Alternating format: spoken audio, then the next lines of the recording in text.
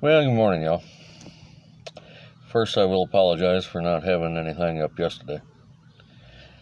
I came out and started to get something rolling and got about 5 minutes in, and all of a sudden my inspiration dropped out, so I cut and deleted the video. I lost my train of thought and couldn't get it back, so I just scratched everything and decided to go on with something else, and figured we'd try something else. So this morning, looking around on Facebook and everything, I got a new source of inspiration. Let me first backtrack here a little bit. I will preface everything by saying that in this video, I'm being critical of no one and everyone at the same time, if that makes any sense. And being critical of my own self in the process. So if any of you think I'm picking on yous, I'm picking on myself as well. So don't feel like I'm picking on you specifically or anybody specifically without including myself. I will not be hypocritical in that standard. All right, so a little bit of backstory here first. I was in Papa Prepper's stream the other night, and somebody asked me the question, what got me into prepping? And for me, it started early. As I told many of you, my folks split when I was 2.5, summer of '72. And my old man, who has been dead 25 years now, 25 years yesterday, May 24th, 96, heart attack, was not an active part of my life after he and my mother split up. From the time my folks split until I turned 18, he paid child support a total of 5 months. My mother, God rest her soul, was manic depressive. That developed out of a case of postpartum that she had after giving birth to my first sister in 1954. Okay. Instead of the postpartum going away, it blew into full-blown manic depression. And before any of you say, sorry, relax, I'm not going after pity, I'm just filling in some facts. Mother did work some off and on through the 70s, but with the bipolar, of course, she struggled. And finally, in about 80, she applied for Social Security disability and was approved. And she was on that until she passed.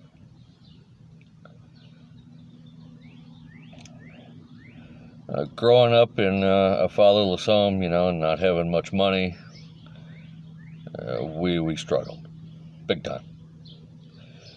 She'd get her Social Security check right there around the first of the month. Mother's judgment with money was not the best. She'd stock up on groceries as best she knew how. But then toward the end of the month, it was slim pickings if we had anything left at all.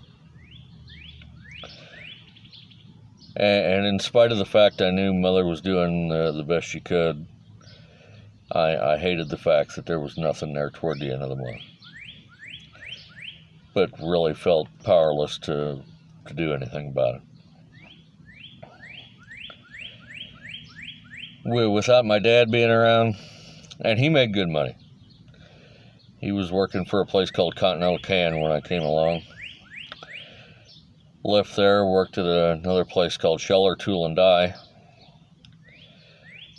Following that, I think he spent some time in Milwaukee. That was the early 70s, so some of my memories of this is a little foggy. In 1976 or so, he got hired on with Stagbury there in my hometown Was there all of about 9 months when the brewery shut down.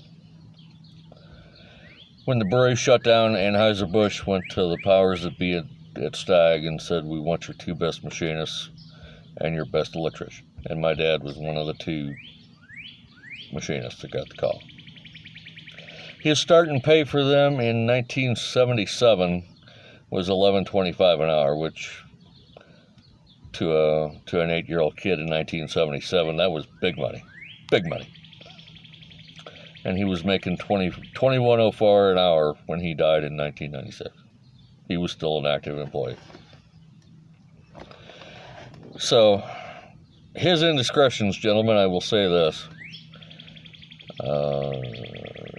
His lack of interest in my life and that sort of thing, I will be far more critical of the fellas than I am of the ladies for playing around, having kids out of wedlock, not taking care of your kids, etc. That will make me far more critical of the men than I am of the ladies. Still takes 2 to play. Anyway, I digress. In 1998, me and my wife married, and she was equally as bad with money as my mom was. Her coming up poor, she decided she was going to have the things she didn't have coming up, and it took very little input from me. And I had much the same feelings about that as I did toward my mom growing up. And I really got to thinking, something here has got to give. Something's got to break there. There's got to be a better way along the road here than spending all this bloody money. And for what? And working myself into an early grave. I was, at one time in the early 2000s, making some decent money. And felt I had very little to show for it. Over the course of time, though, I started making some changes that I felt were necessary and started trimming back the excess. And still am. I'm still looking for ways to cut and to trim and to make things more efficient. Not spend as much as what we need, and to have some liquid assets while I'm at it. Some cash or something to hang on to just for an emergency. Vehicle breakdown, whatever. Oh, anyway. All of this, though, has prompted a lot of questions in my mind. Why? And theological questions at that. Many of you know I lost my wife 2 years ago, respiratory failure. She got to the point she couldn't walk from the bedroom to the bathroom without practically gasping for air. And by the time she saw it and got medical attention, it had progressed too severe, and they couldn't save her. Which prompted another why question in my mind. If God is all-powerful, all-loving, all-merciful, etc., why did he allow her to die? If he is all-powerful, why didn't he heal her, as so many people were praying he would? Although I've had it suggested to me that she has now received the ultimate healing and is in paradise with him. Valid point, but it was still one of the most painful experiences of my life, losing her. Even though the last 10 years of marriage, we talked off and on of divorce, she had an affair, etc. It was a very difficult time. In spite of that,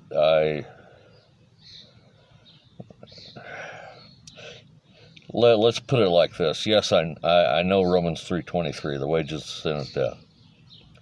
But at the same time, I also know Romans 8:1. There's no condemnation for those in Christ. So I will skip the theological debate.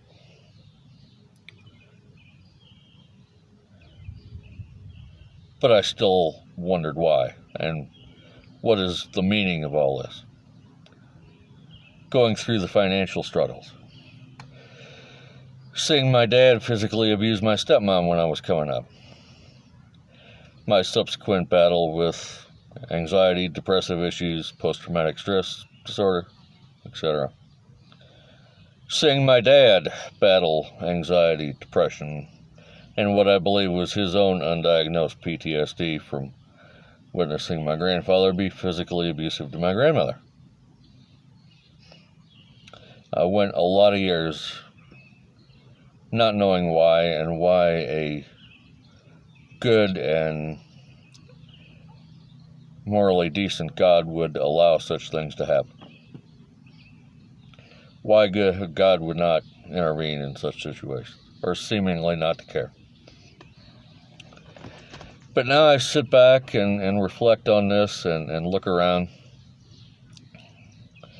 and I see the current state of the world, the mess we got going on right now. And many of the same struggles that others are going through. I've partaken in a couple of Lake Fairies live streams where she's giving support for those battling anxiety, depression, PTSD. And I know she has her own struggles in that regard. And sadly, I can relate. I feel bad that she went through her own issues with all that, and I won't go into that a whole lot. So I'm beginning to think perhaps I was allowed to go through these things so I can better relate to others and help better address some of these problems, having been there myself. I don't feel I could have adequately dealt with these problems or helped others deal with these problems if I hadn't gone through it myself, if I hadn't been there myself.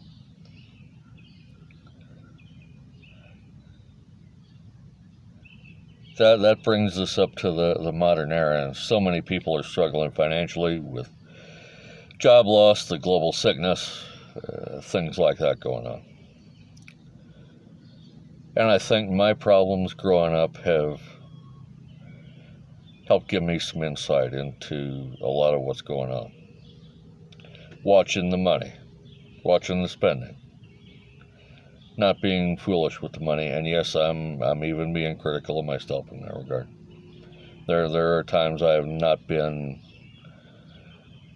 as good as I should have been. Times I didn't say things to my wife when she was still alive about spending the money. Of course, she was as hard-headed as I can be sometimes, and I don't know that it would have gotten anywhere had I said anything, but as Willie Nelson sings, there's nothing I can do about it now. Just learn from the past, pick up, move on.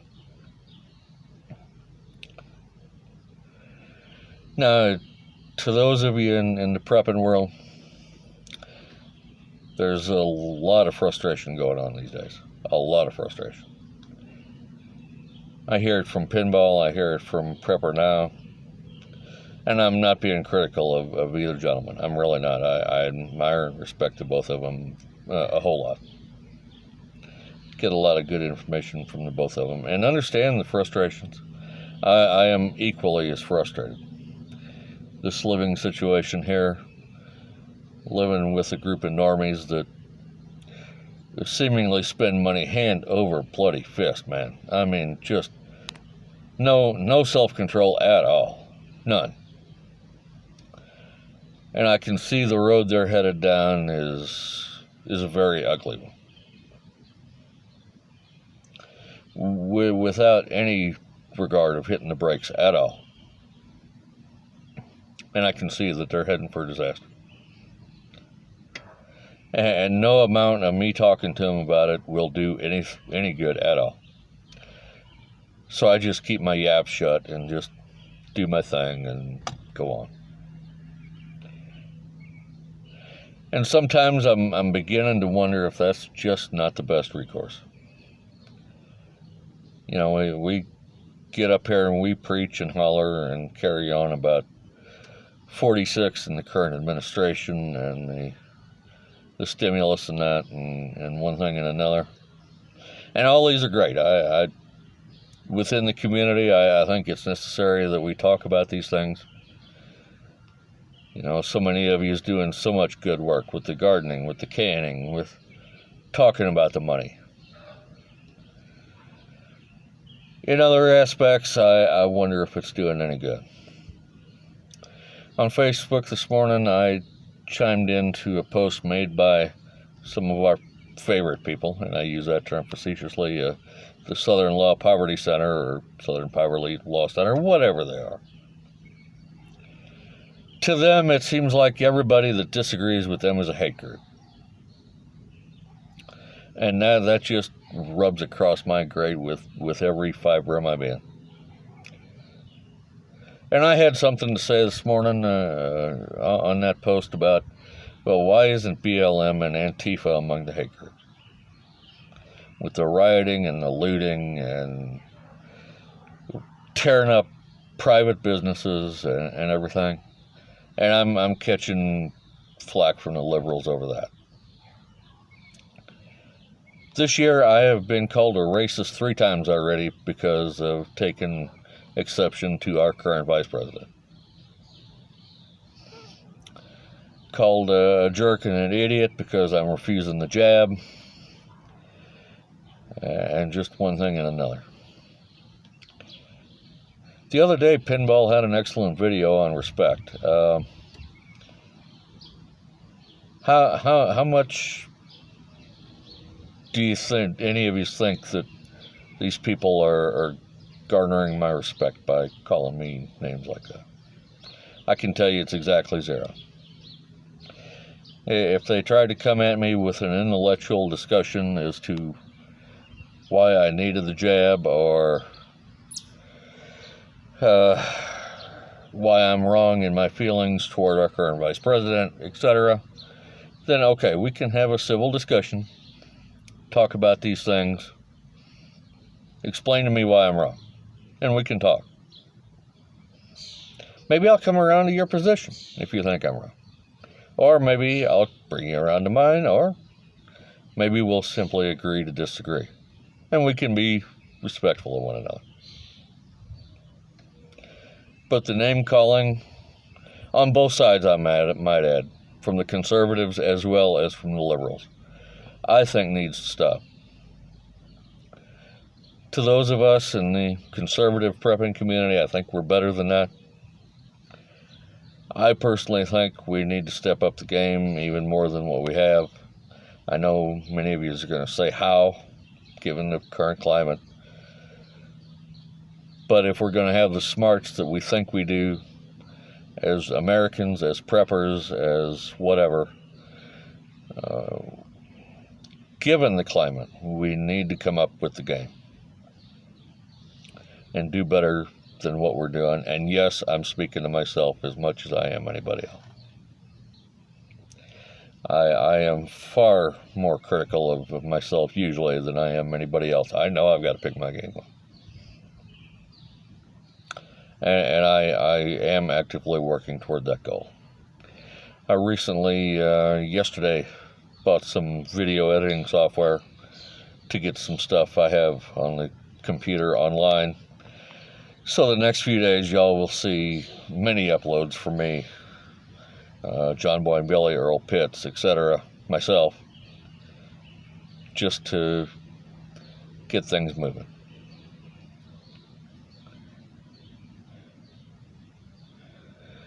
So I'm losing my train of thought here again, y'all, and we're coming up toward 20 minutes. But there's my 2 bits for today, y'all.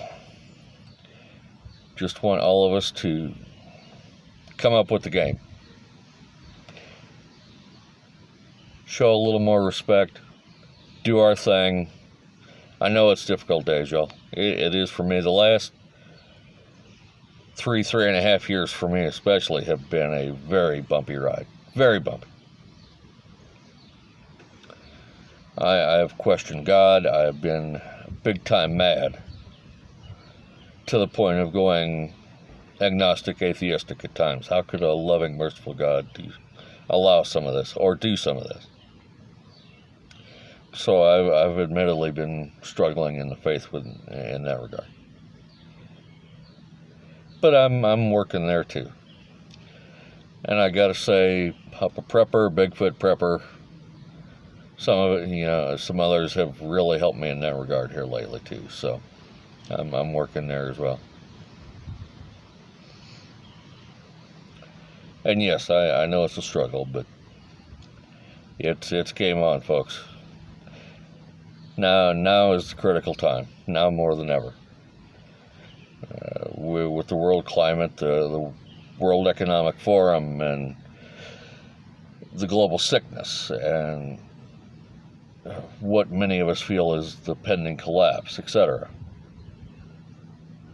We got to pick up the game. That's it. All right, up to 21 minutes here, folks. So, love y'all. My 2 bits for today. Jimbo out.